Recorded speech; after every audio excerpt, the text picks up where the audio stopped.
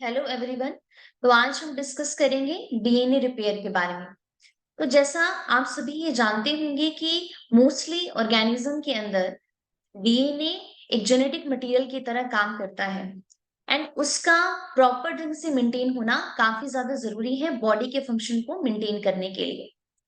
अगर मान लेते हैं हमारा डीएनए किसी भी रीजन की वजह से डैमेज हो जाता है तो उसके और अगर वो डैमेज रिपेयर ना हो तो उसकी वजह से हमें बहुत सारी डिजीज हो सकती है। और ये डिजीज जो है ये हमें बर्थ के बाद भी हो सकती है।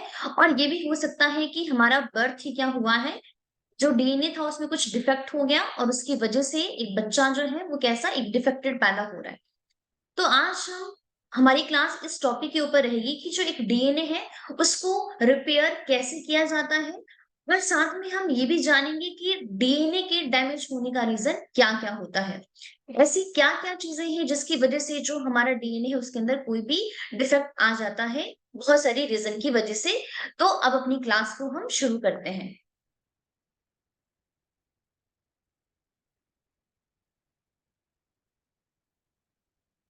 तो मुझे लगता है कि अगर हमें डीएनए रिपेयर को बहुत अच्छे तरीके से समझना है तो सबसे पहले तो हमें डीएनए का स्ट्रक्चर ही आना चाहिए। अगर हमें डीएनए का स्ट्रक्चर ढंग से नहीं आता तो हमें इस टॉपिक को समझने में बहुत ज्यादा प्रॉब्लम आने वाली है। तो हम एक काम करते हैं, जल्दी से एक बार उस डीएनए के स्ट्रक्चर को देख लेते हैं, इसमें क्या क्या चीजें हैं। तो जैसे हम सभी ये जानते ही होंगे कि जो डीएनए है वो क्या होता है, it is a double standard helical structure. आप देख सकते हो इस पिक्चर के अंदर जो डीएनए उसकी टू स्ट्रैंड है।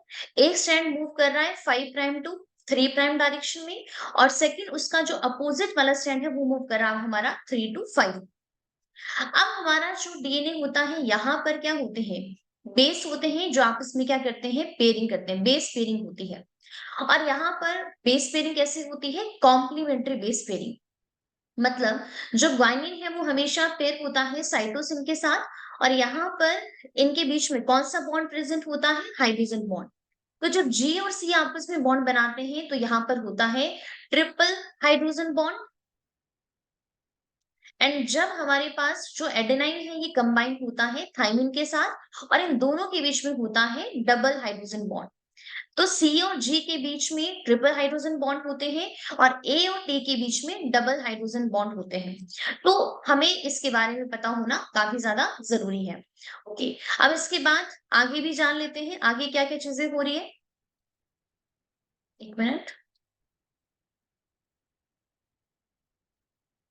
तो जो भी चीज मैंने आपको बताई, देखो यहाँ पर भी सेम वही मेंशन की गई है कि नॉर्मल केस के अंदर इन डीएनए जो थाइमिन है ये कंबाइन होता है हमारा एडेनाइन के साथ और एडेनाइन और थाइमिन के बीच में डबल हाइड्रोजन बॉन्ड होते हैं। और जो ग्वानिन है या साइटोसिन है ये आपस में पेयरिंग करते हैं और जब ये पेयर होते हैं तो इनके बीच में ट्रिपल हाइड्रोजन बॉन्ड होता है, वो भी हम इस पिक्चर के थ्रू देख सकते हैं। कई बार क्या होता है, जो हमारे पास नॉर्मल केस के अंदर जो ए और टी या जी और सी आपस में कंबाइन कर रहे थे, उसमें जो हमारा बेस है उसके अंदर हो जाता है सब्स्टिट्यूशन रिएक्शन। अब हम ये जानेंगे कि हमारे पास ये सब्स्टिट्यूशन रिएक्शन क्या होता है। तो जैसे नाम से ही हमें समझ में आ रहा है, सब्स्टिट्यूशन का मतलब क्या होगा। सब्स्टिट्यूशन का मतलब होता है किसी को रिप्लेस कर देना। और हमारा यहाँ पे टॉपिक क्या है, बेस सब्स्टिट्यूशन। मतलब नाइट्रोजनस बेस को सब्स्टिट्यूट किया जा रहा है। तो बेस सब्स्टिट्यूशन का मतलब क्या होता है, alteration of a single nucleotide in a DNA. थोड़ा सा मैं आपको ये चीजें बता दूं, ऐसे मुझे लगता है हमें इसके बारे में पता होना ही चाहिए, बट हो सकता है हमें इन चीजों के बारे में पता ना हो। तो डीएनए के अंदर जो बेस होते हैं वो दो टाइप के होते हैं, एक होता है प्यूरिन और एक होता है पिरिमिडिन। जो प्यूरिन है, प्यूरिन के दो एग्जाम्पल होते हैं, एक होता है एडेनाइन और एक होता है ग्वानिन। और पिरिमिडिन के तीन एग्जाम्पल होते हैं, साइटोसिन, थाइमिन और यूरासिल। लेकिन डीएनए के अंदर यूरासिल नहीं होता है, तो डीएनए के अंदर ओनली दो ही पिरिमिडिन होते हैं, साइटोसिन और थाइमिन। और प्यूरिन कौन कौन से होते हैं, एडेनाइन और ग्वानिन। तो अभी हमने वहां पे कॉम्प्लीमेंट्री बेस पेयरिंग भी देखा कि जो ए है वो बाइंड करता है टी के साथ और जी बाइंड करता है सी के साथ। लेकिन अगर मान लेते हैं हमारे डीएनए के अंदर कुछ भी चेंज आ गया, रीजन कुछ भी हो सकता है, लेकिन उसकी वजह से जो हमारा प्यूरिन था, मतलब ए और जी है, अगर इसको कोई दूसरा प्यूरिन रिप्लेस कर दे, तो इस टाइप के सब्स्टिट्यूशन को हम कहते हैं ट्रांजिशन।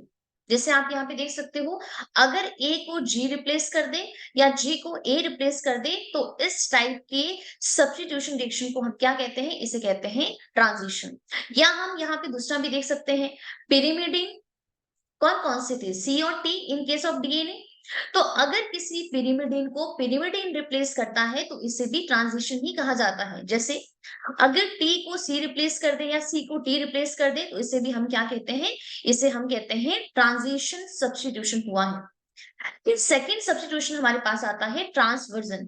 तो ट्रांसवर्जन क्या होता है, अगर इन प्यूरिन को पिरिमिडिन रिप्लेस कर दे, जैसे यहाँ पे दिया है, अगर ए को, ए हमारे पास क्या है प्यूरिन और सी हमारे पास क्या है पिरिमिडिन, तो अगर ए का सब्स्टिट्यूशन सी कर रहा है तो इसे कहा जाता है ट्रांसवर्जन, क्योंकि ए क्या है प्यूरिन और सी क्या है हमारा पिरिमिडिन।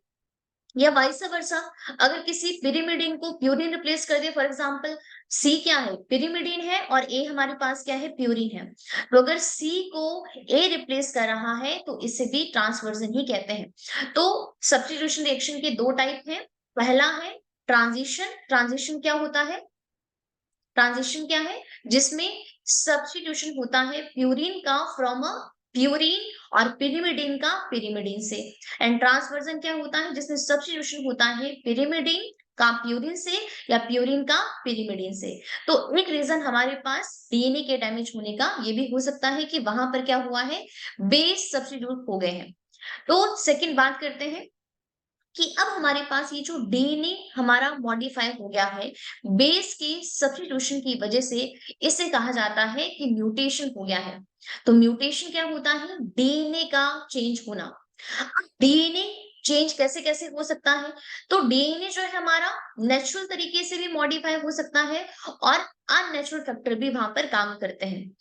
अब म्यूटेशन का रीजन जो है वो सेल के अंदर भी हो सकता है और ये हो सकता है सेल के बाहर भी हो। तो mutation result from both internal और एक्सटर्नल फैक्टर। अगर हमारे पास कोई भी म्यूटेशन नॉर्मल कंडीशन के अंदर हुई है तो इस टाइप की म्यूटेशन को बोलते हैं स्पॉन्टेनियस म्यूटेशन। लेकिन अगर म्यूटेशन का रीजन कोई भी एनवायरमेंटल केमिकल है या रेडिएशन है, तो इसे कहा जाता है इंड्यूस म्यूटेशन। तो म्यूटेशन स्पॉन्टेनियस भी हो सकती है। म्यूटेशन का आई होप आपको मीनिंग क्लियर हो गया होगा, मतलब डीएनए का मॉडिफाई होना। तो डीएनए नॉर्मल कंडीशन में खुद भी मॉडिफाई हो सकता है, इंटरनल और एक्सटर्नल फैक्टर कुछ भी हो सकते हैं, और ये भी हो सकता है कि किसी रेडिएशन या एनवायरमेंट केमिकल की वजह से हमारा डीएनए मॉडिफाई हो गया हो। अब हमारे पास कुछ यहाँ पे रीजन है कि और क्या क्या रीजन हो सकते हैं। जो चीजें मैं आपको यहाँ पे बता रही हूँ ये काफी ज्यादा इंपॉर्टेंट है, इनमें 2 मार्क्स पे यहाँ से क्वेश्चन डायरेक्टली सीएसआर में पूछ लिया जाता है। तो जैसे यहाँ पे सबसे पहले एक एग्जाम्पल लेते हैं, हमारे पास एक स्ट्रक्चर है और ये स्ट्रक्चर किसका है, ये स्ट्रक्चर हमारे पास है साइटोसिन का। तो आप यहाँ पे देखिए जो हमारा साइटोसिन है, सबसे पहले हम इसकी नंबरिंग कर लेते हैं, हो सकता है किसी किसी को इसकी नंबरिंग पता ना हो। तो साइटोसिन का देखिए जो हमारा ये वाला नाइट्रोजन है, ये नाइट्रोजन नंबर 1 होता है, ये हमारे पास सेकंड है, ये थर्ड है और ये हमारे पास फोर्थ है और ये फिफ्थ है और ये हमारे पास सिक्स्थ है। तो कई बार क्या होता है कि जो साइटोसिन है इसका जो अमाइनो ग्रुप होता है ये यहाँ से रिप्लेस हो जाता है। तो जब अमाइनो ग्रुप रिप्लेस हो जाता है फ्रॉम द साइटोसिन, इस प्रोसेस को बोलते हैं डी अमाइनेशन। और जो हमारा ये डी अमाइनेशन है इसका सबसे बड़ा रीजन होता है कुछ केमिकल्स का प्रेजेंट होना। अब वो कौन कौन से केमिकल्स होते हैं अभी हम उनके बारे में भी बात करेंगे। तो यहाँ पर हम क्या देख रहे हैं कि अगर साइटोसिन से अमाइनो ग्रुप यहाँ से रिप्लेस हो गया है, तो यहाँ पर इस अमाइनो ग्रुप की जगह क्या आ गया है, हमारे पास carbon double double bond O. तो ये हमारे पास किसका स्ट्रक्चर हो जाता है, ये यूरासिल का। तो साइटोसिन की अगर डी अमाइनेशन होती है तो हमें क्या मिलता है, हमें मिलता है यूरासिल। सेकेंड एग्जांपल आप यहाँ पे देख सकते हो, हमारे पास सेकेंड स्ट्रक्चर दिया है 5 मिथाइल साइटोसिन का। ध्यान से इस चीज को देखिएगा। देखो ये हमारे पास क्या है, नंबर 1, ये है 2, ये है 3, ये है 4, ये 5 और ये 6। अगर हम साइटोसिन के 5th नंबर पे मिथाइल ग्रुप को ऐड कर दे तो ये क्या बन गया, ये बन गया 5 मिथाइल साइटोसिन, जिसे शॉर्ट फॉर्म में हम 5-MCB कहते हैं। अगर इस केस के अंदर इसका डी अमाइनेशन हो जाए, मतलब ये अमाइनो ग्रुप यहां से रिप्लेस हो जाए, तो हमारे पास किसका स्ट्रक्चर बन जाता है, थाइमिन का। देखो ये जो पूरा स्ट्रक्चर है ये मतलब थाइमिन का है। और अगर आप लोगों को पता होगा तो थाइमिन को हम 5 मिथाइल यूरासिल भी कहते हैं। क्यों कहते हैं, क्योंकि अगर मैं इस 5 नंबर पोजीशन से मिथाइल ग्रुप रिप्लेस कर दूं ना, तो ये स्ट्रक्चर हमारे पास यूरासिल का बन जाता है। तो अभी हमने यहाँ पे क्या जाना कि जो डीएनए का बेस है उसके एक ऑल्टर होने का एक रीजन क्या हो सकता है, डी अमाइनेशन भी हो सकता है। डी अमाइनेशन का रीजन क्या होता है, कुछ केमिकल्स जो अभी मैं आपको अभी थोड़ी देर में हम करने वाले ही हैं। तो अगर साइटोसिन का डीमाइनेशन होता है तो हमें क्या मिलता है, यूरासिल। और अगर 5 मिथाइल साइटोसिन का डीमाइनेशन होता है तो हमें मिलता है थाइमिन। इस पे एग्जाम में बहुत बार क्वेश्चन पूछे गए हैं, तो प्लीज इसको अच्छे तरीके से ध्यान रखना। साइटोसिन डी अमाइनेशन होने पे यूरासिल बनाता है एंड 5 मिथाइल साइटोसिन डीअमाइनेट होने पे थाइमिन बनाता है। ठीक है, तो आपको ये चीजें आई होप क्लियर हो गई होगी। ठीक है, ओके, अब हम नेक्स्ट बात करते हैं। हमारे पास अब हम नेक्स्ट बात करने वाले हैं इंड्यूस म्यूटेशन के बारे में। ठीक है, इंड्यूस म्यूटेशन का अभी हमने रीजन क्या जाना था कि हमारे पास म्यूटेशन क्या हो सकती है, इंड्यूस हो सकती है। और इंड्यूशन का सॉरी इंडक्शन का रीजन क्या हो सकता है, हमारे एनवायरमेंट में कुछ केमिकल्स प्रेजेंट होते हैं, तो उसका एक रीजन वो हो सकता है। अब इसके बारे में जानते हैं। तो म्यूटेशन क्या हो सकती है, इंड्यूस हो सकती है। कैसे, अगर हम उस ऑर्गेनिज्म के ऊपर फिजिकल एजेंट्स हम क्या करवाते हैं, उसके ऊपर एक्सपोज करवाते हैं। कोई भी फिजिकल फिजिकल म्यूटाजन हो सकता है, रेडिएशन हो सकती है, और कोई भी केमिकल म्यूटाजन हो सकता है। अब पहली चीज, और ये म्यूटाजन क्या होते हैं, तो म्यूटाजन ऐसे केमिकल कंपाउंड होते हैं जो म्यूटेशन करवा सकते हैं। तो म्यूटेशन तो फिजिकल एजेंट्स भी करवा सकते हैं, रेडिएशन भी करवा सकते हैं, और हमारे पास केमिकल्स भी करवा सकते हैं। लेकिन अगर हम रेडिएशन की बात करें तो उसका एक बहुत ही इंपॉर्टेंट एग्जाम्पल है, जो सन से रे आती है, उसमें से एक रे कौन सी होती है, यूवी रेडिएशंस। तो जब यूवी रेडिएशंस डीएनए के ऊपर फॉल करती है तो इसकी वजह से क्या होता है, थाइमिन डाइमर बन जाता है, जो आप इस पिक्चर के अंदर देख सकते हो। इसके अंदर देखिए हमें क्या क्या दिख रहा है, कि अगर हम इस पार्ट को देखते हैं तो इसके अंदर हमें क्या नजर आ रहा है, देखिए ये वाला पार्ट, ये हमारे पास क्या है, थाइमिन, और ये वाला स्ट्रक्चर भी क्या है, थाइमिन। अब नॉर्मली थाइमिन थाइमिन आपस में पेयर नहीं होते हैं, लेकिन जैसे ही देखिए यहाँ पे यूवी यूवी रेज इस डीएनए के ऊपर फॉल कर रही है, तो ये जो थाइमिन थाइमिन के बीच में बॉन्ड है, आप अच्छी तरीके से देख सकते हो। एक बार मैं इसकी नंबरिंग कर देती हूँ, जिसको नहीं, अच्छा सॉरी, यहाँ पे की गई नंबरिंग, तो आप देख सकते हो 1 2 3 4 5 6। तो इस थाइमिन का जो कार्बन नंबर 5th है, और इस पे कौन सा ग्रुप लगा हुआ है, मिथाइल ग्रुप। जो सेकेंड थाइमिन है, इसका भी जो कार्बन नंबर 5th है, उस पे भी क्या लगा हुआ है, मिथाइल।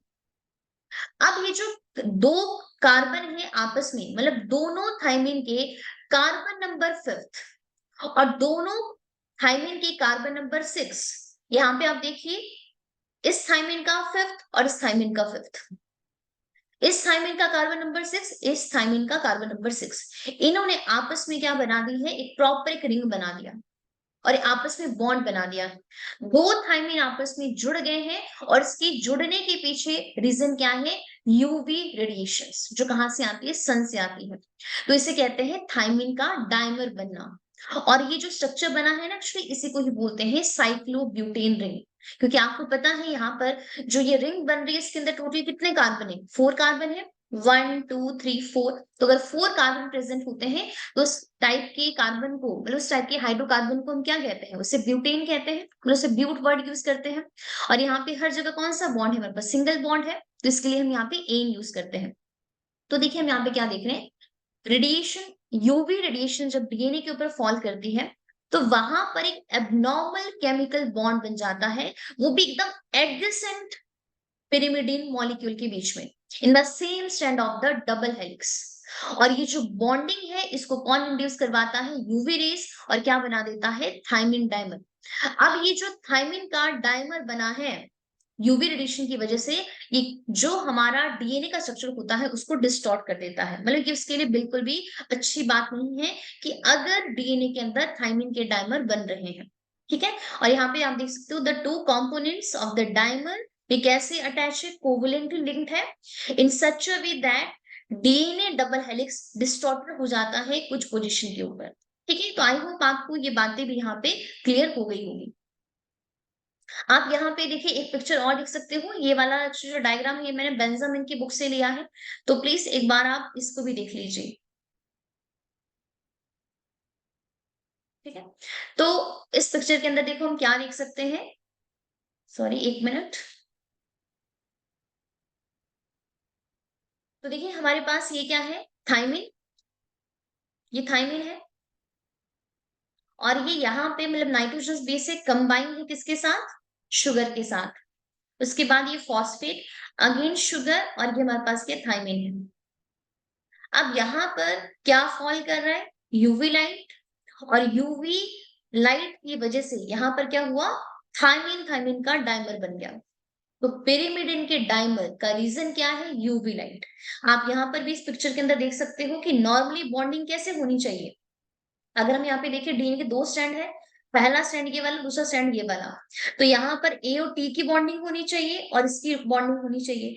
लेकिन यहाँ पे ये जो एडजेसेंट थायमिन थे इन्होंने आपस में बॉन्ड बना दिया, तो इसे क्या कहते हैं? थायमिन डायमर, जो अगेन एक रीजन बनता है किसका?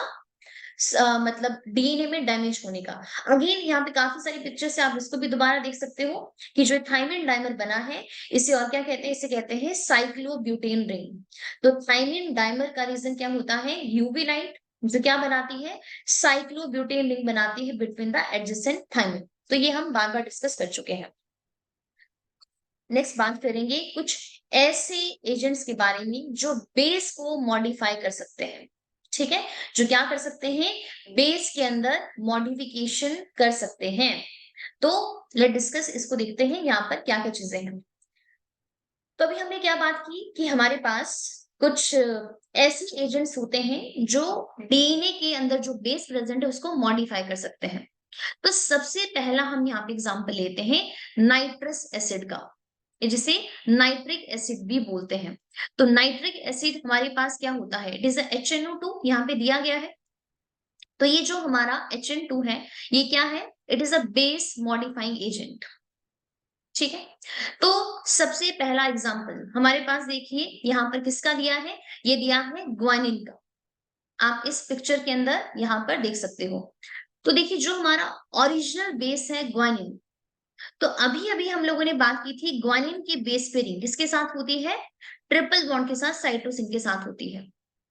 अब ये जो ग्वानिन का स्ट्रक्चर है, अगर इसको हम ट्रीट करवाते हैं नाइट्रस एसिड के साथ, तो इसके पास कैपेबिलिटी होती है कि ये ग्वानिन को चेंज कर सकता है ज़ैंथिन के अंदर। अब इसने क्या किया है? इसने भी यहाँ पे डी अमाइनेशन ही किया है। आप ध्यान से प्लीज इस स्ट्रक्चर को देखिए। अगर जो आप स्ट्रक्चर देख रहे हो, इसका ये वाला कार्बन देखो, इसके इस कार्बन पे कौन सा ग्रुप प्रेजेंट है? हमें नजर आ रहा है, ये ग्रुप है अमाइनो ग्रुप। और आप यहाँ पे इस स्ट्रक्चर के अंदर क्या देख रहे हो? जो ये वाला कार्बन है, यहाँ पर क्या आ चुका है? ये अमाइनो ग्रुप हमारा रिप्लेस हो गया। तो इस अमाइनो ग्रुप को रिप्लेस करने के लिए कौन रिस्पॉन्सिबल है? हमारा nitrous acid, that is HNO2। तो नाइट्रस एसिड की वजह से जो ग्वानिन है वो किसके अंदर चेंज हो सकता है? ज़ैंथिन के अंदर चेंज हो सकता है। और अगर वो ज़ैंथिन के अंदर चेंज हो गया, तो आप यहाँ पे देख सकते हो कि जो ये जब ये साइटोसिन के साथ बॉन्ड बनाएगा, तो देखिए यहाँ पे कितने हाइड्रोजन बॉन्ड बन रहे हैं? इस पिक्चर के अंदर डबल हाइड्रोजन बॉन्ड बन रहे हैं। बट अभी अभी हमने बात की नॉर्मल कंडीशन में जी सी के साथ पेयरिंग करता है और यहाँ पे कितने हाइड्रोजन बॉन्ड बनते हैं? ट्रिपल हाइड्रोजन बॉन्ड बनते हैं। ठीक है, ओके। अब नेक्स्ट एग्जांपल देखते हैं साइटोसिन का। ठीक है। तो साइटोसिन के केस में भी आप यहाँ पे देख सकते हो, देखो ये हमारे पास नाइट्रोजन नंबर 1 है, ये 2 होगा ऑब्वियसली, ये 3 है, ये 4 है, ये 5 और ये 6 है। तो साइटोसिन का जो कार्बन नंबर 4 है, ये तो अभी हम लोगों ने देखा ही था। अगर यहाँ पे ये अमाइनो ग्रुप रिप्लेस हो जाता है, और हमने कहा था अगर ये रिप्लेस हो गया तो इसे क्या बोलते हैं, इसे बोलते हैं डी अमाइनेशन। तो डी अमाइनेशन यहाँ पे कौन करवा रहा है, अगेन नाइट्रस एसिड। तो ये किस में कन्वर्ट हो गया है, यूरासिल के साथ। और अगर ये यूरासिल के साथ कन्वर्ट हो गया साइटोसिन, तो अब देखिए इस केस के अंदर एडेनाइन के साथ क्या हो जाएगा, एडेनाइन से बाइंड हो जाएगा। बट नॉर्मली साइटोसिन की पेयरिंग किसके साथ होती है, अगेन जी के साथ। और यहाँ पर अगर इसका डीमाइनेशन हो गया तो ये कन्वर्ट हो जाएगा यूरासिल के अंदर, और यहाँ पर इसकी पेयरिंग हो जाएगी एडेनाइन के साथ।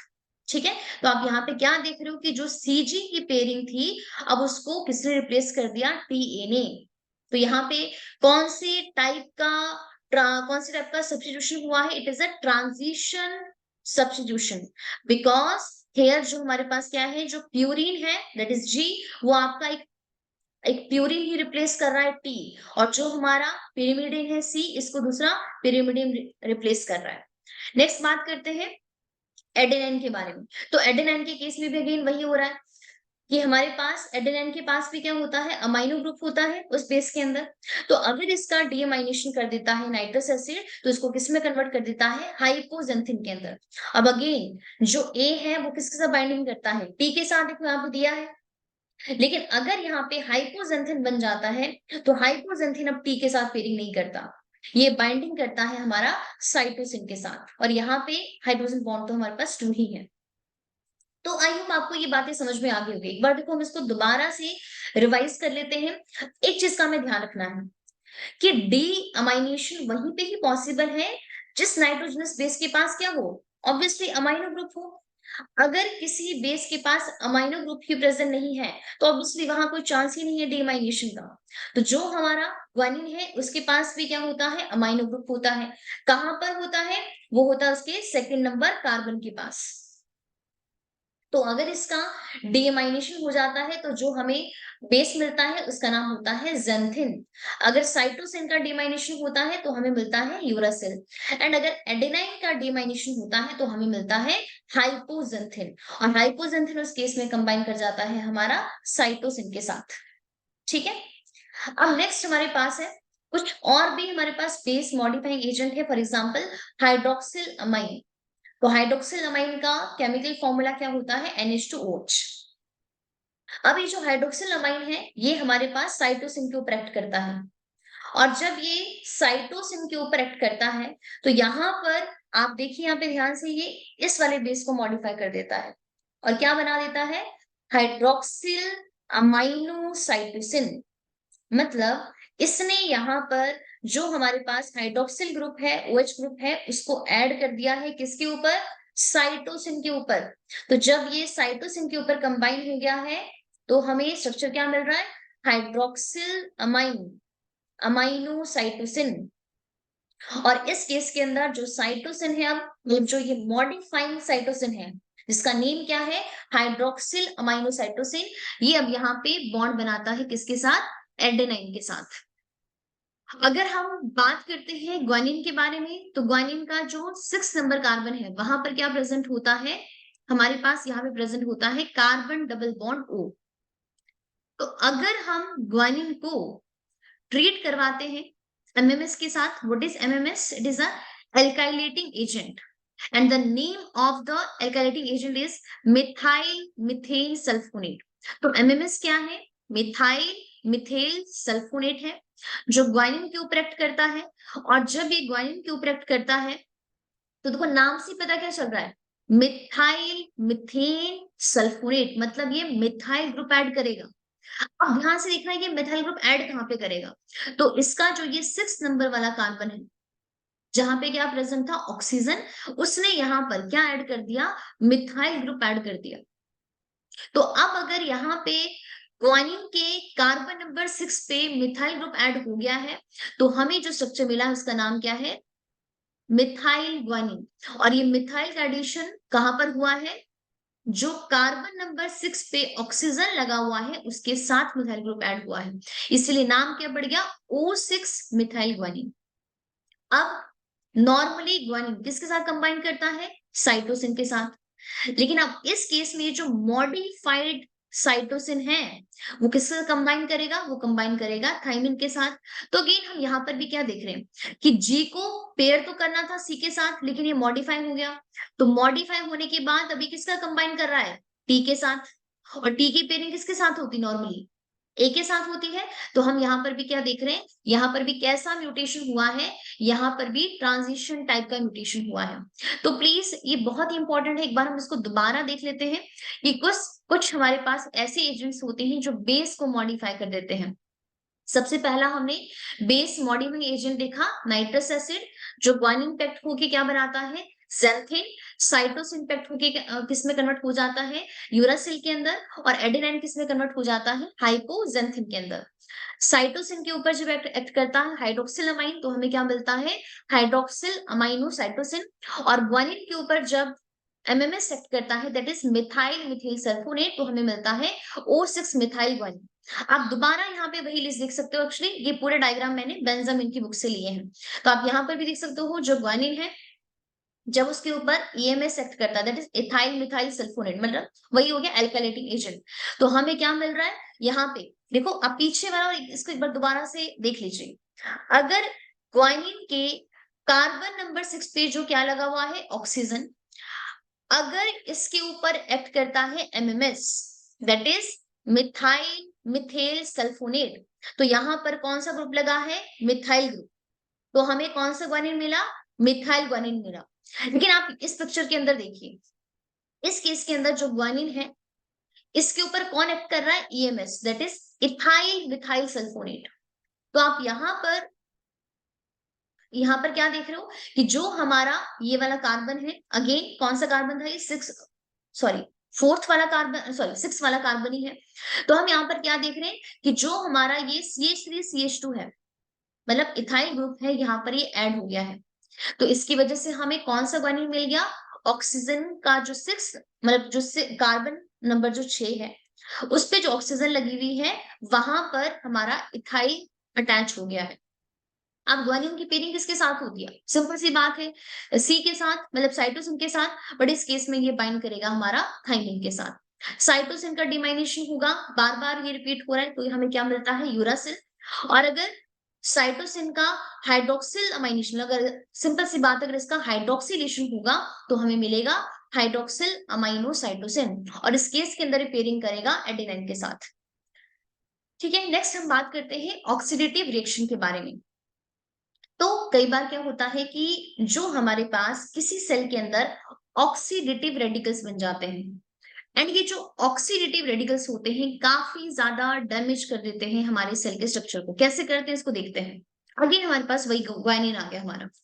तो ग्वानिन का अगेन नंबरिंग देख लो, यहाँ पर हमारे पास क्या है, अगर किसी को नहीं पता है अगेन मैं इसमें नंबरिंग कर दूं। ये हमारे पास नंबर 1 है, ये 2 है, ये 3 है, ये 4, ये 5, ये 6, ये वाला हमारा 7, ये 8 और ये हमारे पास 9 है। ठीक है, ऑक्सीडेटिव रिएक्शन के अंदर क्या होता है, हमारे पास ऑक्सीडेटिव रिएक्शन कब स्टार्ट होती है, जब हमारे पास रिएक्टिव फॉर्म होती है ऑक्सीजन की। ऑक्सीजन की रिएक्टिव फॉर्म का मतलब क्या है, जैसे सुपर ऑक्साइड की रेडिकल्स बन जाना, हाइड्रोजन परऑक्साइड का फॉर्मेशन हो जाना, या हाइड्रोक्सी रेडिकल बन जाना। और ये सारी चीजें कब प्रोड्यूस होती है, जब नॉर्मल एरोबिक मेटाबॉलिज्म होता है, या कोई भी रेडिएशन रीजन हो सकता है, ओजोन रीजन हो सकता है, पर ऑक्साइड है, कोई भी ड्रग्स हो सकते हैं। तो उस केस के अंदर ये जो रिएक्टिव फॉर्म है, ये ये हमारे पास रिएक्टिव फॉर्म है ऑक्सीजन की, ये डीएनए को डैमेज कर सकती है और वहां पर म्यूटेशन कर सकती है। अब देखिए यहाँ पे कैसा म्यूटेशन हुआ है, इस ग्वानिन के ऊपर कोई भी ऑक्सीडेटिव रेडिकल काम कर रहा है। तो यहाँ पर क्या हुआ, ध्यान से देखिए, जो इस ग्वानिन का कार्बन नंबर 8 था, इस कार्बन नंबर 8 पर क्या लग गया, ऑक्सीजन ग्रुप लग गया। ठीक है, कहां पे लगा है, कार्बन नंबर 8 पे लगा। तो हमें क्या मिल गया, 8 oxy 7 8 dihydro deoxy guanine. अब इस केस के अंदर नॉर्मली ग्वानिन बाइंड करता है किसके साथ? साइटोसिन के साथ with the help of triple hydrogen bond. लेकिन अब ये जो मॉडिफाइड ग्वानिन है, जिसके ऊपर ऑक्सीडेटिव रेडिकल एक्ट हो गया है उसके कार्बन नंबर 8 पर, जहां पर ऑक्सीजन ऐड हो गई है, अब ये जो मान लो ये मॉडिफाइड ग्वानिन है, इसको मैं स्टार से मार्क कर देती हूँ। अब ये सी के साथ पेयरिंग नहीं करेगा, इस केस के अंदर अब ये पेयरिंग करेगा एडेनाइन के साथ। अब देखिए एडेनाइन भी क्या है? प्यूरिन। जी भी क्या है? प्यूरिन। लेकिन नॉर्मली वो पेयरिंग किसके साथ कर रहा था? सी के साथ। सी क्या है? पिरिमिडिन। और जी क्या है? प्यूरिन। तो इसका मतलब क्या हुआ? इस सी को रिप्लेस करने वाला कौन है अब? तो सी को रिप्लेस करने वाला है ए, और ए क्या है? प्यूरिन। तो इस केस के अंदर हम क्या देख रहे हैं कि जो ये पिरिमिडीन है, इस पिरिमिडीन को रिप्लेस कौन कर रहा है? प्यूरिन कर रहा है। तो इस टाइप के सब्स्टिट्यूशन को हम क्या कहते हैं? अभी हम लोगों ने डिस्कस किया था, इसे ट्रांसवर्जन म्यूटेशन कहते हैं, और ये काफी ज्यादा इंपॉर्टेंट है। तो हम यहाँ पे क्या देख रहे हैं कि जब ऑक्सीडेशन होता है किसका? ग्वानिन का, तो ये किसमें कन्वर्ट हो जाता है? यहाँ पे ये पूरा नेम दिया है, जो फ्रिक्वेंटली मिसपेयर करेगा एडेनाइन के साथ इंस्टेड ऑफ द साइटोसिन, जिसकी वजह से जो जीसी पेयरिंग थी वो किसके अंदर चेंज हो जाएगी?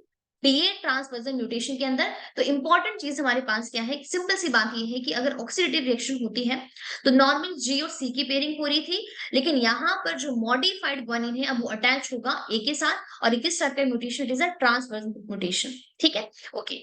नेक्स्ट हम बात करते हैं इंटरकेलेटिंग एजेंट के बारे में। अभी इंटरकेलेटिंग एजेंट्स क्या होते हैं? इंटरकेलेटिंग एजेंट्स जो होते हैं वो डीएनए के पूरे स्ट्रक्चर को पूरा पूरा डिस्टॉर्ट कर देते हैं। अब एक बार पहले इनके कुछ एग्जांपल जान लेते हैं। जैसे यहाँ पे दिया गया है proflavin, acridine orange, ethidium bromide, dioxin. ये हमारे पास कुछ कुछ इंटरकेलेटिंग एजेंट के एग्जांपल है। तो मुझे लगता है आने वाले टाइम पे यहाँ से क्वेश्चन आपका जरूर बन सकता है कि ये पूछ सकते हैं, 4 ऑप्शन दिए होंगे और ये दिया होगा कि बताइए इसमें से इंटरकेलेटिंग एजेंट कौन सा नहीं है। तो ध्यान रखिए इंटरकेलेटिंग एजेंट्स प्रोफ्लेविन है, जिसका स्ट्रक्चर भी इवन यहाँ पे दिया गया है, आप देख सकते हो। एक्रिडिन ऑरेंज है, इथिडियम ब्रोमाइड है, डायोक्सिन है। अब हम क्या करते हैं? ये हमारे पास जो डीएनए का 3 डायमेंशनल स्ट्रक्चर होता है उसको पूरी तरीके से डिस्टॉर्ट कर देते हैं। उसके बीच में इंटरकलेक्ट हो जाते हैं लाइक द सैंडविच। जैसे 2 ब्रेड के बीच में कोई चीज रख दे, ये भी सेम वैसे काम करते हैं। ये क्या करते हैं? ये प्रोड्यूस करते हैं म्यूटेशन। कैसे? By sandwiching themselves, that is intercalate. किसके बीच में? बिटवीन द जो एडजेसेंट बेस होते हैं उसके बीच में, और डिस्टॉर्ट कर देते हैं इसका 3 dimensional structure of the helix, जिसकी वजह से क्या होता है? सिंगल न्यूक्लियोटाइड या तो इंसर्ट हो जाता है या वहां से डिलीट हो जाता है इन द रेप्लिकेशन। तो प्रोफ्लेविन एंड एक्रिडिन ऑरेंज तो काफी ज्यादा इंपॉर्टेंट मतलब इंटरकेलेटिंग एजेंट होते हैं। ठीक है, इस चीज का ध्यान रखिएगा, जो अल्टीमेटली क्या करते हैं? डिस्टॉर्ट कर देते हैं 3 dimensional structure of the helix. ठीक। तो अब तक हम लोगों ने जो भी बातें की, ये सारी बातें किसके लिए थी? कि जो हमारा डीएनए है उसके डैमेज का रीजन क्या क्या हो सकता है। अभी भी एक्चुअली हमने सारी बातें नहीं की, बट हमने इंपॉर्टेंट बातें डिस्कस कर ली है। तो अब तक हमने जो भी देखा एक बार हम उसको दोबारा देख लेते हैं। हमें यहाँ पर कोई भी किसी भी टाइप की कंफ्यूजन होनी नहीं चाहिए। तो अभी हमने क्या बात की? नॉर्मल जो हमारा डीएनए है वो डबल स्टैंडर्ड है, उसके अंदर कॉम्प्लीमेंट्री बेस पेयरिंग होती है, मतलब जी जो है सी के साथ कंबाइन करता है और ए हमारे पास टी के साथ कंबाइन करता है।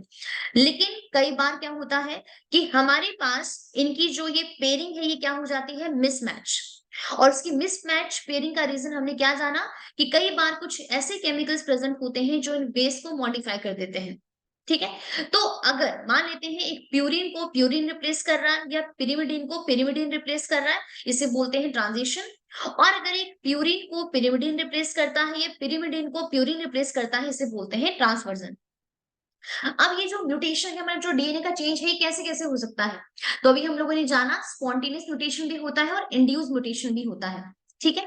उसके अलावा डीएमाइनेशन तो बहुत ही इंपॉर्टेंट है, इस पे बहुत बार क्वेश्चन आए हैं कि डीएमाइनेशन जो है डीएनए के बेस को अल्टर करता है, कैसे करता है। जैसे अगर मान लो साइटोसिन का डीएमाइनेशन हो जाए तो हमें क्या मिलता है, हमें मिलता है यूरासिल। ठीक है। इसके साथ हमने भी क्या जाना कि जो हमारे पास यूवी लाइट है वो क्या करती है, थायमिन के डायमर बना देती है। इसके साथ में कुछ हमारे पास क्या होते हैं, बेस मॉडिफाइंग एजेंट्स होते हैं। For example nitrous acid. तो नाइट्रस एसिड जब ग्वानिन के ऊपर एक्ट करता है तो क्या बनाता है, ज़ैंथिन। साइटोसिन के ऊपर एक्ट करके क्या करता है, यूरासिल। और एडेनिन पे एक्ट करके क्या बनाता है, हाइपोज़ैंथिन। और यहाँ पे हर जगह कौन सा म्यूटेशन हो रहा है, ट्रांजिशन म्यूटेशन हो रहा है। साइटोसिन के ऊपर अगर हाइड्रोक्सिल अमाइन एक्ट करेगा तो बनाता है हाइड्रोक्सिल अमाइनो साइटोसिन। एंड अगर ग्वानिन के ऊपर एमएमएस एक्ट करता है तो क्या बना देता है, O6 मिथाइल ग्वानिन। ठीक है। अगर हमारे पास किसी ग्वानिन के ऊपर ऑक्सीडेटिव रिएक्शन हो जाए, मतलब ऑक्सीडेटिव रेडिकल इसके ऊपर एक्ट करते हैं, तो हमें क्या होता है, इस केस के अंदर जो भी हमें ग्वानिन का मॉडिफाइड फॉर्म मिलता है, ये अब सी के साथ पेयरिंग नहीं करेगा, ये पेयरिंग करेगा ए के साथ। और यहाँ पे कौन सा म्यूटेशन होता है, यहाँ पे म्यूटेशन होता है ट्रांसवर्स म्यूटेशन।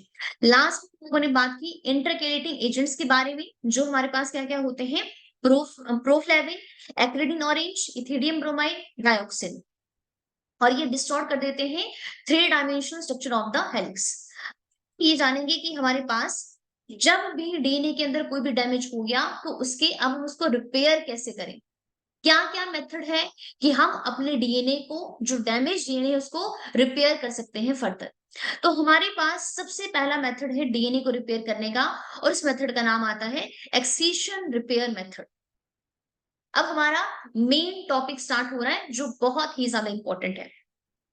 तो अगर हम यहाँ पे एक्सीशन रिपेयर की बात करें तो एक्सीशन रिपेयर के आगे भी 3 टाइप्स हैं। सबसे पहला टाइप है मिसमैच रिपेयर, सेकेंड टाइप है nucleotide excision repair, and third type है बेस एक्सीशन रिपेयर। तो सबसे पहले हम ये जान लेते हैं इसमें हो क्या रहा है। तो हमें एक लाइन के अंदर जो बात ध्यान रखनी है वो क्या है, एक्सीशन रिपेयर। सिंपल सी बात है, नाम से पता चल रहा है, हमारा एक डबल स्टैंडर्ड डीएनए है। मान लो वहां पे कुछ भी हो गया, कुछ भी मॉडिफिकेशन हो गई है, तो एक्सीशन रिपेयर का क्या कहता है कि जो मॉडिफिकेशन हुआ है उसको पहले एक्साइज कर दो। एक्साइज मतलब उसको कट करो, वहां से निकालो, और फर्दर वहां पे जो बेस आना चाहिए उसको वहां पे इंसर्ट कर दो। ठीक है। तो एक्सीशन का मतलब क्या है, सिंपल सी बात है, जो डिफेक्टेड पार्ट है उसको कट करके वहां पे उसके बाद उसको रिपेयर करना। और इसमें से सबसे पहला मेथड अभी जो हम पढ़ने वाले हैं वो हमारे पास है मिसमैच रिपेयर। कि मतलब अब मिसमैच रिपेयर का मतलब क्या है, अब इसको दोबारा रिकॉल कीजिए। अगर पेयरिंग कैसे हो गई, मिसमैच। अभी हम लोगों ने क्या बात की थी, एक बार दोबारा रिकॉल कर लेते हैं। जी की पेयरिंग किसके साथ होती है, सी के साथ। और ए की पेयरिंग किसके साथ होती है, टी के साथ। मान लेते हैं कि जो जी है वो सी के साथ पेयर नहीं हो रहा, लेट्स सपोज ये टी के साथ बाइंड हो गया। ये जो ए है ये टी के साथ बाइंड नहीं हो रहा है, ये जी के साथ बाइंड हो गया, ये लेट्स सपोज ये सी के साथ बाइंड हो गया। तो ये जो बाइंडिंग है इसे क्या बोलते हैं, इसे बोलते हैं मिसमैच रिपेयर। तो हमारा काम क्या है, अब इसको ठीक करना है। जी के सामने तो सी आना चाहिए और ए के सामने टी आना चाहिए, वाइस वर्सा, मतलब टी के सामने ए, ये सी के सामने जी। अगर इस टाइप की बेस पेयरिंग के अंदर कुछ भी यहाँ पे चेंज आ गया है तो हम यहाँ पर कौन सा एक्सीशन रिपेयर काम करता है, मिसमैच रिपेयर। अब जो हमारा ये मिसमैच रिपेयर है, अगर इस मिसमैच रिपेयर के अंदर डिफेक्ट हो जाए, मतलब पेयरिंग जो है उसमें मिसमैच हो गया लेकिन उसका वो वहां पे रिपेयर नहीं हुआ, तो ह्यूमन बीइंग के अंदर एक डिजीज होती है और उस डिजीज का नाम है HNPCC। अब इसकी फुल फॉर्म क्या है, hereditary non polyposis colon cancer, जिसे हम लेंश सिंड्रोम भी कहते हैं। और हमारे पास ये ऑटोसोमल डोमिनेट डिसऑर्डर है। और इसका रीजन क्या है, मिसमैच रिपेयर के अंदर डिफेक्ट। मतलब यहाँ पे पेयरिंग कैसे हुई, मिसमैच तरीके से हुई, वो डिफेक्ट यहाँ पे ठीक नहीं हो पाया। तो कौन सी डिजीज हो सकती है, या कौन सी डिजीज होती है, sorry, HNPC, that is hereditary non non polyposis colon cancer. जिस बच्चे को नहीं पता है कोलोन क्या होता है, तो जो हमारा डाइजेस्टिव सिस्टम है, इसकी जो लार्ज इंटेस्टाइन है हमारी, इस लार्ज इंटेस्टाइन के टोटल 3 पार्ट होते हैं। सबसे पहला पार्ट यहाँ पे इसे बोलते हैं सीकम, उसके बाद कोलोन और लास्ट में हमारे पास आता है रेक्टम। तो ये जो भी हम पार्ट ये वाला देख रहे हैं, हमारे पास पूरा पोर्शन क्या है, ये कोलोन है। तो अगर इस कोलोन के अंदर मतलब सॉरी, अगर हमारे मिसमैच रिपेयर में डिफेक्ट आ जाता है, तो हमारा जो कोलोन वाला पार्ट है यहाँ पे क्या हो जाता है, कैंसर। ठीक है, तो अब इसके बारे में जानते हैं कि अगर ऐसा कुछ भी होता है, जिसको हम रिपेयर कैसे करें। तो यहाँ पे सबसे पहले ये वाला जो डायग्राम है अभी, ये डायग्राम मैंने कहाँ से लिया है, ये डायग्राम मैंने लिया है आपका बेंजामिन की बुक से। तो सबसे पहले इसको समझते हैं, यहाँ पर क्या क्या चीजें दी गई हैं। ठीक है, तो सबसे पहले मान के चलते हैं, एक मिनट,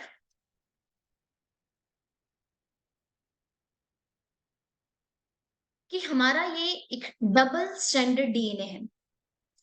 अब हमारे पास ये जो हमारा डबल स्टैंडर्ड डीएनए है, यहाँ पे क्या हुआ, डीएनए की रेप्लिकेशन हो रही थी और एक हमें मिसमैच दिख गया इसके अंदर। जैसे आप देख सकते हो, देखो यहाँ पे टी है और इसके सामने वाले स्टैंड पे क्या आ गया है, जी आ गया है। अब मुझे बताइए, नॉर्मली इस टी के सामने क्या आना चाहिए, ऑब्वियस सी बात है ए आना चाहिए, बट यहाँ पे टी के सामने क्या आ गया है, जी आ गया है। तो ये तो एक मिसमैच है, मिसमैच रिपेयर है। लेकिन अब प्रॉब्लम यहाँ पर क्या आती है, प्रॉब्लम हमारे पास यहाँ पर ये आती है कि अगर हमारे पास यहाँ पे मिसमैच हुआ है, तो अब हमें सबसे पहली चीज की ये पता कैसे चलेगा कि जो डिफेक्ट है वो कौन से वाले स्टैंड के अंदर हुआ है। अगर हम बोल रहे हैं यहाँ पे टी के सामने जी आया है, तो ये भी तो हो ही सकता है जी के सामने टी आ गया हो, मतलब जी के सामने क्या आना चाहिए, सी। तो ये भी तो हो ही सकता है कि जो डिफेक्ट है वो इस नीचे वाले स्टैंड के अंदर आया हो, ऊपर वाले स्टैंड के अंदर ये वाला स्टैंड नॉर्मल हो। तो सबसे पहले हमें ये आइडेंटिफाई करना होता है कि पुराना वाला स्टैंड कौन सा है, क्योंकि जो नया स्टैंड बना होगा उसी में एरर आया होगा जब डीएनए की रेप्लिकेशन हो रही है।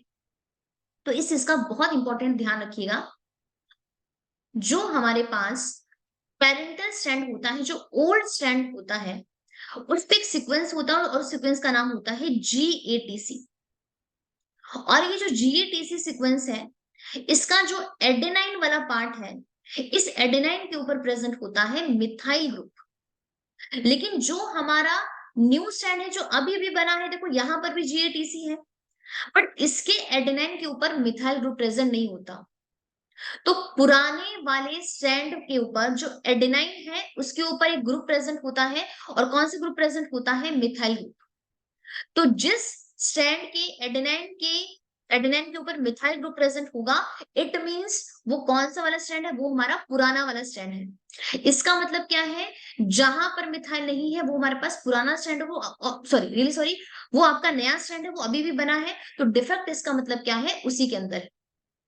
तो दोबारा इसको देखते हैं, देखिए यहाँ पे क्या हो रहा है, हमारे पास ये वाला जीएटीसी सीक्वेंस था एडेनाइन के ऊपर, यहाँ पे कौन सा ग्रुप प्रेजेंट है, मिथाइल ग्रुप। लेकिन जो ऊपर वाला स्ट्रैंड है, ये हमारे पास कौन सा डीएनए है, ये हमारे पास है न्यू डीएनए। हमें कैसे पता चला, क्योंकि इसका जो इसके पास जो जीएटीसी सीक्वेंस था, यहाँ पे एडेनाइन के ऊपर मिथाइल ग्रुप प्रेजेंट नहीं था। तो क्या लिखा गया है, सेकेंड पॉइंट, काफी अच्छी बुक है, इन्होंने काफी अच्छी तरीके से यहाँ पे एक्सप्लेन किया है।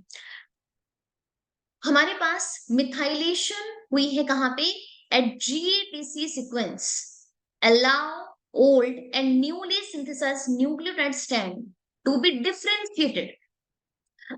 क्यों, ऐसा क्यों हुआ, क्योंकि जो नया वाला स्ट्रैंड होता है, ऐसी बात नहीं है कि वहां पे मिथाइल ग्रुप नहीं आएगा, लेकिन क्या आता है, एक लैग आता है। लैग का मतलब क्या होता है, एक थोड़ा सा गैप होता है, उस गैप के बाद जो न्यू वाला स्ट्रैंड है वहां पे मिथाइल ग्रुप क्या होता है, ऐड होता है। तो a lag in methylation means immediately after replication जो ओल्ड स्ट्रैंड है वो तो मिथाइलेटेड है, लेकिन जो हमारा न्यू वाला स्ट्रैंड है इमीडिएटली वहां पर मिथाइलेशन देखने को नहीं मिलता है। अब देखिए यहाँ पर सेकेंड वाला पार्ट को, आई होप आपको ये फर्स्ट वाला पार्ट क्लियर हो गया होगा। अब यहाँ पे मिसमैच रिपेयर कॉम्प्लेक्स आया और उसने यहाँ पे क्या कर लिया, इसको यहाँ पे पहचान लिया कि डिफेक्ट यहाँ पर हुआ है। अब थर्ड केस के अंदर जो ये मिसमैच रिपेयर कॉम्प्लेक्स है, वो क्या करता है, मिसमैच बेस को क्लोज में लेकर आता है एज अ मिथाइलेटेड जीएटीसी सीक्वेंस, और जो हमारा न्यू स्ट्रैंड है उस तरीके से क्या हो जाता है, आइडेंटिफाई। अब आइडेंटिफाई हम लोगों ने कर लिया है कि किसके अंदर मतलब डिफेक्ट हुआ था।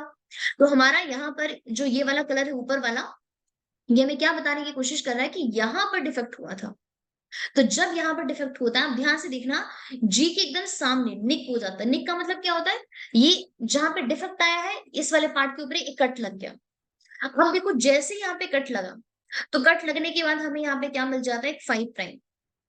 अब जो एक्सोन्यूक्लियस है वो क्या करता है, वो रिमूव कर देता है इन डिफेक्टेड न्यूक्लियोटाइड को। कहां से करता है, on the new strand between the GATC sequence and the mismatch. आप ध्यान से इस पोर्शन को देखो, इतना पूरा पोर्शन देखिए हमारा क्या हो गया है, ये रिमूव हो गया। और उसको रिमूव किसने किया, एक्सोन्यूक्लियस ने किया। अब उसके बाद क्या होता है, डीएनए के बेस आते हैं, मतलब डीएनए पॉलीमरेज आता है। और डीएनए पॉलीमरेज यहाँ पे क्या कर देता है, आप देख सकते हो डीएनए पॉलीमरेज ने रिप्लेस कर दिया न्यूक्लियोटाइड को, मतलब बाद में यहाँ पर जो हमें न्यू न्यूक्लियोटाइड चाहिए था उसको यहाँ पर लेकर आ गए। तो आप यहाँ पर अच्छी तरीके से देख सकते हो, DNA polymerase replace the nucleotide correcting the mismatch. और डीएनए लाइगेज क्या कर देता है, सी, मतलब जो यहाँ पे इतना बड़ा लेशन हमें देखने को मिला था, इतना बड़ा गैप देखने को मिला था, तो डीएनए पॉलीमरेज सबसे पहले उसको यहाँ पे बनाता है। और उसके बाद डीएनए लाइगेज उसको क्या कर देता है, ज्वाइन। तो यहाँ पर क्या हुआ है, मिसमैच के अंदर जो इनकरेक्ट इंसर्टेड न्यूक्लियोटाइड था, दैट एस्केप प्रूफ रीडिंग, उसको किसने करेक्ट किया है, मिसमैच रिपेयर ने। अब इसका मतलब क्या है, आप लोगों को थोड़ा बहुत रेप्लिकेशन के बारे में आइडिया होगा कि जो डीएनए पॉलीमरेज होते हैं उनके पास एक प्रूफ रीडिंग एक्टिविटी होती है, 3 prime to 5 prime exonuclease activity. और अगर कोई भी मिसमैच होता है तो उसको उसी टाइम पे ही करेक्ट कर लेते हैं। लेकिन ये कह रहा है कि मान लो अगर इस मिसमैच को हमारा प्रूफ रीडिंग वो एस्केप हो गया, उसको आइडेंटिफाई नहीं कर पाया, तो उसको करेक्ट कौन करता है, मिसमैच। तो ये वाला जो आपने डायग्राम देखा, ये तो हमारे पास एक बहुत ही बेसिक डायग्राम है। लेकिन अब हमें डिटेल में इसके अंदर किसके बारे में करना है, अब हमें बात करनी है बैक्टीरिया के बारे में, कि बैक्टीरिया में ये मिसमैच रिपेयर कैसे काम करता है। ठीक है, तो यहाँ पर एक्चुअली मैंने सारी बातें ये लिखी गई है, जैसे मैं आपको चलो खुद ही बता भी देती हूँ एक बार, कि जब भी हमारे पास रेप्लिकेशन होता है, तो अगर हम ई कोलाई की बात करें, मतलब अगर हम बात करें बैक्टीरिया के बारे में, तो जो ई कोलाई के अंदर पॉलीमरेज 1 होता है, पॉलीमरेज 3 है, इनका एरर रेट जो होता है बहुत ही कम होता है। आप देख सकते हो कितना कम एरर रेट है।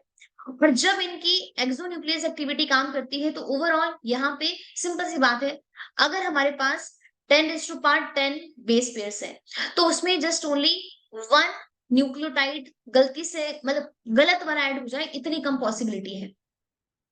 ठीक है, लेकिन अगर फिर भी मान लेते हैं ये एरर हो चुका है, तो जो हमारे पास एमएमआर है, दैट इज एमएमआर क्या आ गया, मिसमैच रिपेयर सिस्टम, ये करेक्ट कर देता है उस मतलब जो भी वहां पे गलती हुई है। लेकिन अगर इस एमएमआर के अंदर कोई भी डिफेक्ट आ जाता है, तो उसकी वजह से हाई इंसिडेंस हो जाते हैं कैंसर के। और ह्यूमंस के अंदर कौन सी डिजीज देखने को मिलती है, HNPCC, that is hereditary non polyposis colorectal cancer. ठीक है, और इसके अंदर जब हम जो भी एमएमआर करते हैं, तो हम यहाँ पे ओल्ड स्ट्रैंड को कैसे पहचानते हैं, तो वो भी हम लोगों ने बात करी ली कि इकोलाई के अंदर क्या होता है, जो ओल्ड वाला स्ट्रैंड है, वहां पे जो जीएटीसी होते हैं, वहां पे एडेनिन के ऊपर कौन सा ग्रुप प्रेजेंट होता है, मिथाइल ग्रुप प्रेजेंट होता है। लेकिन जो न्यू वाला स्ट्रैंड है, उस पे इमीडिएटली मिथाइल वाला ग्रुप प्रेजेंट नहीं होता है, क्योंकि जब रेप्लिकेशन हो जाती है उसके कुछ टाइम के बाद एक एंजाइम आता है, उस एंजाइम का नाम है डैन मिथाइल ट्रांसफरेज। ये क्या करता है, जो नया स्ट्रैंड बनता है उसके ऊपर मिथाइल ग्रुप को क्या करता है, ऐड करता है। ठीक है, तो ये हमारे पास था एक जनरल ओवरव्यू। दोबारा यहाँ पर बहुत डिटेल में देखेंगे मिसमैच रिपेयर इन द इक्वलाई, जिस पे सीएसआर पे क्वेश्चन पूछे गए हैं, तो हम इसको ध्यान से देखेंगे। प्लीज इसको बहुत ध्यान से समझना, यहाँ से अभी ही 1 साल पहले क्वेश्चन पूछा गया था मिसमैच रिपेयर से इन प्रोकैरियोट्स के अंदर। तो यहाँ पे देखो, दोबारा इसको समझने की कोशिश करते हैं।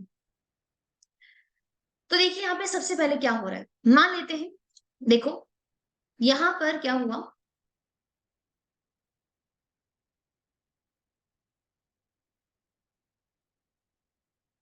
ये हमारे पास एक डबल स्टैंडर्ड डीएनए है,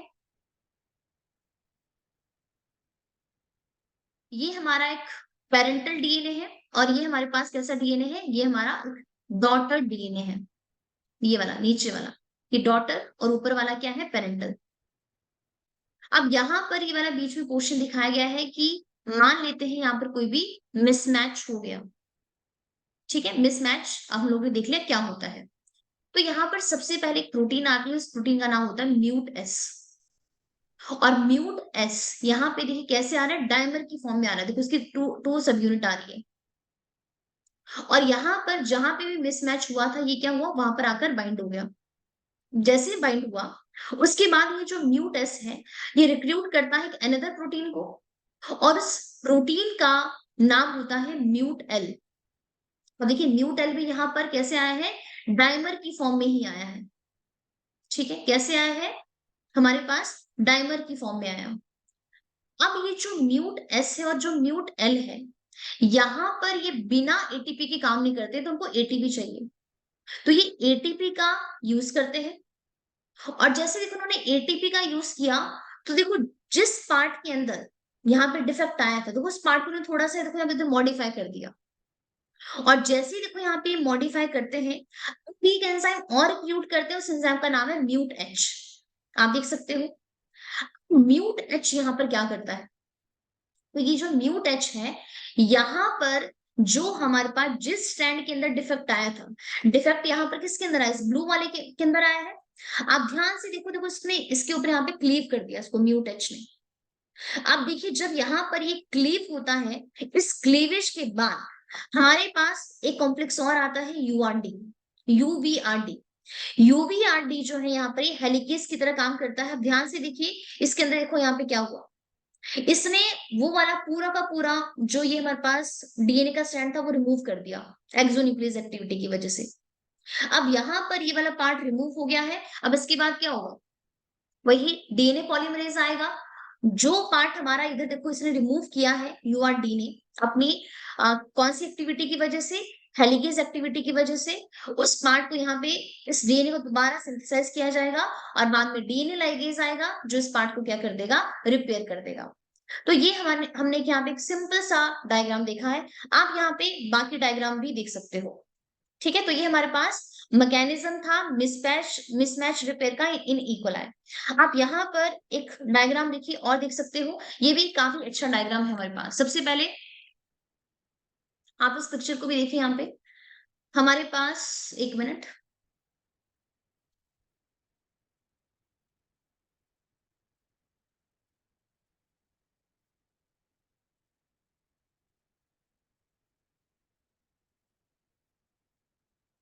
तो आप इस पोर्शन को देखिए। सबसे पहले हमारे पास देखिए यहाँ पे क्या है, ये डबल स्टैंडर्ड डीएनए है, और यहाँ पर मान लेते हैं कोई भी मिसमैच आ गया है, यहाँ पर जी के सामने टी आ गया, या टी के सामने जी आ गया। तो सबसे पहले यहाँ पर कौन सा प्रोटीन कॉम्प्लेक्स आया है, यहाँ पे है म्यूटस, और कैसे अपने डायमर वाली फॉर्म में आया है। देखो अब डायमर वाली फॉर्म में आया, तो जहां पर ये मिसमैच हुआ था, देखो यहाँ पर आकर ये क्या होगा, बाइंड हो गया। अब जैसे ही देखो यहाँ पर आके ये बाइंड हुआ, इसने यहाँ पर क्या यूज किया, एटीपी यूज की, एटीपी का हाइड्रोलाइज करके काम किया है। इसके बाद ये किसको रिक्रूट करता है, म्यूट एल। अब देखिए म्यूट एल यहाँ पर आया है। म्यूट एल क्या करता है, एक्चुअली थोड़ी सी हमें ना बेंडिंग करवा देता है, थोड़ा सा मेल्ट करवा देता है इस वाले पार्ट को जहां पे मिसमैच हुआ है। और उसके बाद म्यूट एल के बाद कौन आता है, म्यूट एच आता है। तो ये जो म्यूट एच है, देखो इसने यहाँ पे क्या किया, निक कर दिया। निक का मतलब क्या होता है, इसको कट कर दिया। लेकिन कौन से वाले पार्ट को कट किया, जिसके अंदर डिफेक्ट हुआ था। इसके बाद कौन आता है, एक्सोन्यूक्लियस, जो यहाँ पे बताया नहीं है बट कौन सा होता है, यूवीआरडी होता है। अब उसके बाद डीएनए पॉलीमरेज आया, और उसने क्या किया, इस मिसमैच रिपेयर को क्या कर दिया, एकदम सही कर दिया। तो देखिए ये हमारे पास एक दूसरी वाली बुक से डायग्राम था। ठीक है, अब आप यहाँ पर इसकी थ्योरी भी देख सकते हो। देखो क्या क्या लिखा है, mismatch repair pathway for repair of the replication error. तो सबसे पहले यहाँ पर कौन आया है, सबसे पहले हमारे पास आया है म्यूट एस। तो mute S embrace mismatch containing DNA, और वो क्या करवाता है, इंड्यूसिंग अ किंक। किंक का मतलब क्या है, जस्ट यहाँ पे क्या हुआ है, वो अटैच हुआ है। In subsequent step mute S किसको रिक्रूट करता है, म्यूट एल को, उसके बाद म्यूट एच को। और यहाँ पर कौन सी एक्टिविटी काम करती है, एटीपीएस एक्टिविटी होती है म्यूट एस के पास, जो एटीपी का हाइड्रोलाइसिस करती है। म्यूट एच, म्यूट सबसे पहले म्यूट एस आया, देन एल आया, उसके बाद एच आया। तो ये जो म्यूट एच है, ये क्या होता है? इट इज एंडोन्यूक्लियस, जो क्या करता है? निक बनाता है डीएनए के अंदर।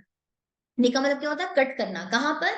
Near the site of the mismatch. इसके बाद एक एक्सोन्यूक्लियस आता है जो डाइजेस्ट कर देता है nick strand, moving the towards and beyond the mismatch. Finally जो ये रिजल्टिंग हमारे पास जो सिंगल स्ट्रैंडेड गैप है, इसको फिल कौन करता है? डीएनए पॉलीमरेज, और एलिमिनेट कर देता है मिसमैच को। तो ये हमने यहाँ पे इस बुक से के जरिए भी यहाँ पे देख लिया है। मैं देख लेते हैं अगर हमारे पास यहाँ पे और डायग्राम भी है। तो यही डायग्राम थे। एक बार आप इस डायग्राम को भी दोबारा देख सकते हो। देखो यहाँ पर भी वही एक्टिव पैसिव तरीके से वही बातें बार बार बोली गई है। तो आप यहाँ पर भी इसको अच्छे तरीके से देख सकते हैं। देखिए क्या है हमारे पास? डबल स्टैंडर्ड डीएनए है। यहाँ पे क्या हुआ है? देखो कोई भी मिसमैच हो गया तो जो ओल्ड वाला डीएनए उसके ऊपर क्या होगा? मिथाइल ग्रुप होगा। इसको कौन कौन पहचानेगा? हमारा म्यूट एल। सॉरी, ये मैं आपको बताना भूल गई। तो हमारे पास यहाँ पे सबसे पहले कौन आया? देखो यहाँ पे मिसमैच हुआ था, म्यूट एस आया। फिर उसके बाद जिस स्टैंड पे मिथाइल ग्रुप ऐड था वहां पर कौन आया? Mute L. और उसके बाद कौन आता है? Mute H. ये निक करता है कहाँ पे? जो हमारे पास क्या होता है? जो डिफेक्टेड वाला, जहाँ पे मिसमैच पेयरिंग हुई है। और उसके बाद जैसे ये निक हुआ, देखो यहाँ पे दो दो केस दिए हैं कि जो जहां पर मिसमैच हुआ है, जो एरर है वो उसकी राइट साइड में भी हो सकता है। ये वाला डायग्राम इधर दिखाया है, और इसके लेफ्ट साइड में भी हो सकता है। ठीक है। उसके बाद हमारे पास निक के बाद यहाँ पे एक्सोन्यूक्लियस कौन सा आ रहा है? एक्सोन्यूक्लियस 7 आ रहा है, और रेक्स जेड आ रहा है, जिसकी कौन सी एक्टिविटी होती है? आप देखिए यहाँ पर ये यहाँ से ऐसे मूव करेगा, तो ये होता है 5 prime to 3 prime exonuclease activity. तो ये भी काफी इंपॉर्टेंट है कि जो एक्सोन्यूक्लियस 7 है और जो रेक्स जेड है, उसकी कौन सी एक्सोन्यूक्लियस एक्टिविटी होती है? 5 प्राइम टू 3 प्राइम। लेकिन अगर आप इस केस के अंदर देखो, अगर ये 5 प्राइम है तो ऑब्वियसली ये वाला 3 प्राइम होगा। तो इस केस के अंदर जो एक्सोन्यूक्लियस 1 है, इसके पास 3 prime to 5 prime exonuclease activity होती है। तो सबसे पहले अगेन दोबारा रिवाइज कर लेते हैं। सबसे पहले mute S, then mute L, और लास्ट में आएगा म्यूट एच। म्यूट एच क्या करेगा? निक लगाएगा। देखो यहाँ पे निक लगा दिया दोनों जगह पे, और हमें क्या मिल गया? 3 प्राइम OH मिल गया। और बाद में इस गैप को सील कौन करेगा? DNA polymerase 3।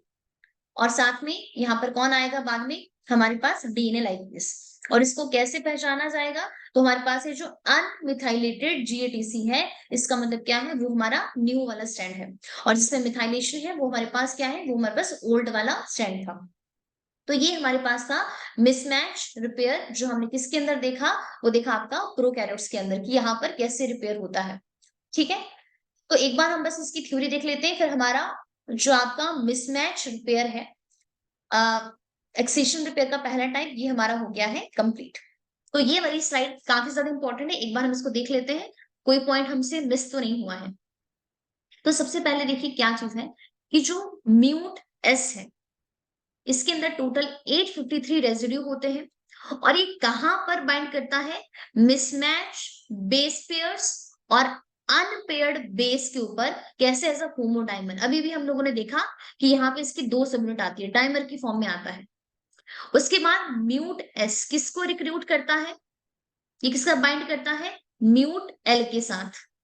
और जो अगेन ये खुद क्या है? ये भी होमोडाइमर है। अब म्यूट एस और म्यूट एल का कॉम्प्लेक्स किसको रिक्रूट करता है? म्यूट एच को। तो सीक्वेंस क्या है? सबसे पहले एस आएगा, उसके बाद एल आएगा, और एंड में कौन आएगा? एच आएगा। SLH। तो mute L complex translocate along the DNA in both direction thereby. और अभी आपने उस पिक्चर के अंदर देखा था, वो क्या बना रहा था? इन दोनों का कॉम्प्लेक्स एक लूप बना रहा था डीएनए के अंदर। अभी जो ट्रांसलोकेशन है, ये सारी चीजें कैसे होती है? एटीपी की वजह से होती है। और ये एटीपी वाली एक्टिविटी किसके पास होती है? ये होती है म्यूट एस के पास। इस चीज का भी ध्यान रखना है, एटीपी एक्टिविटी म्यूट एस के पास होती है। इसके बाद on encounter a hemi methylated GATC palindrome. अब ये हेमी मिथाइलेटेड क्या होता है? ऑब्वियसली बात है, जीएटीसी का मतलब जो एक स्ट्रैंड है उस पे तो मिथाइलेशन है, दूसरे पे नहीं है। तो मिथाइलेशन हाफ पे हो रही है, तो हेमी का मतलब क्या होता है? हाफ। तो ये जो म्यूट एस और म्यूट एल कॉम्प्लेक्स है, ये रिक्रूट किसको करेगा? म्यूट एच, जो एक्टिवेट कर देगा सिंगल स्ट्रैंड एंडोन्यूक्लियस, और वहां पे मिक लगा देगा, निक लगाएगा। निक कहां पे लगाएगा? 5 प्राइम साइट। और कौन से वाले स्ट्रैंड पे? जिसपे मिथाइलेशन नहीं है, दैट इज मिथाइलेटेड जीएटीसी। अभी जो जीएटीसी है ये किसी भी साइड पे प्रेजेंट हो सकता है, उसके राइट पे भी और उसके लेफ्ट पे भी। तो जीएटीसी may be located on either side of the mismatch over 1000 base pair distant from it, although repair efficiency decreases। मतलब ये बोल रहा है कि अगर हमारे पास जो जीएटीसी वाला सीक्वेंस है, अगर वो मिसमैच रिपेयर के, जहां पे मिसमैच हुआ है, अगर उसके वो नजदीक है, अगर उसके नजदीक है तो उसके रिपेयर होने के चांसेस बहुत ज्यादा है। लेकिन जहां पे मिसमैच हुआ है, अगर जीएटीसी सीक्वेंस से बहुत ज्यादा दूर है, तो उसके यहाँ पे रिपेयर होने के चांसेस थोड़े से डिक्रीज हो जाते हैं, कम हो जाते हैं। तो ये क्या बोल रहा है कि हमारे पास ये जो जीएटीसी है वो लोकेटेड कहाँ पे होता है, on either side of the mismatch over the 1000 base pair distance from it, although repair efficiency decrease हो जाती है कब, with distance between the nick and the mismatch. जहां पर निक हुआ है और जहां पर मिसमैच है, तो म्यूट एस और म्यूट एल किसको रिक्रूट करते हैं, यूबीआरडी हेलिकेस को। इसके बाद which in concert with the exonuclease separate the strands and degrade the nicked strand from nick to beyond the mismatch। अगर जो निक है, अगर वो कौन सी वाली साइड पे है, 3 prime side of the mismatch है, तो यहां पर कौन सा एक्सोन्यूक्लियस काम करता है, एक्सोन्यूक्लियस 1 काम करता है, क्योंकि उसकी एक्सोन्यूक्लियस एक्टिविटी कैसी होती है, 3 प्राइम टू 5 प्राइम। लेकिन अगर निक जो है, अगर वो 5 प्राइम वाली साइड पे है, तो एक्सोन्यूक्लियस कौन सा कट करेगा, एक्सोन्यूक्लियस या तो 7 होगा या कौन सा होगा, रेग जेड होगा, जो 5 prime to 3 prime exonuclease activity show करता है। और बाद इस रिजल्टिंग गैप को फिल कौन करेगा, पॉलीमरेज 3, और बाद में सील कौन करेगा, हमारा DNA ligase, correcting the mismatch. और ये जो हमारा म्यूट एल है, इसके पास भी एटीबीएस होता है। तो अभी हमने क्या देखा, म्यूट एस के पास भी एटीबीएस एक्टिविटी है और म्यूट एल के पास भी है। ठीक है, तो इसी के साथ ही क्या होता है, हमारा जो डीएनए रिपेयर का पहला वाला पार्ट है ये हो जाता है कंप्लीट। ठीक है, तो एक्सिशन रिपेयर के अंदर टोटल 3 टाइप के रिपेयर हैं। पहला कौन सा है, मिसमैच रिपेयर, सेकंड है न्यूक्लियोटाइड एक्सिशन रिपेयर, जिसे हम शॉर्ट फॉर्म में एनईआर भी बोलते हैं, और थर्ड है बीईआर, जिसे बोलते हैं बेस एक्सिशन रिपेयर, और मिसमैच रिपेयर को बोलते हैं एमएमआर। तो आज हम लोगों ने ओनली ये एमएमआर कंप्लीट किया है। जो हमारी नेक्स्ट क्लास होगी उसके अंदर हम न्यूक्लियोटाइड एक्सिशन रिपेयर को डिस्कस करेंगे। तो आई होप आपको ये सारी बातें समझ में आ गई होगी। तो इसके साथ ही थैंक यू सो मच।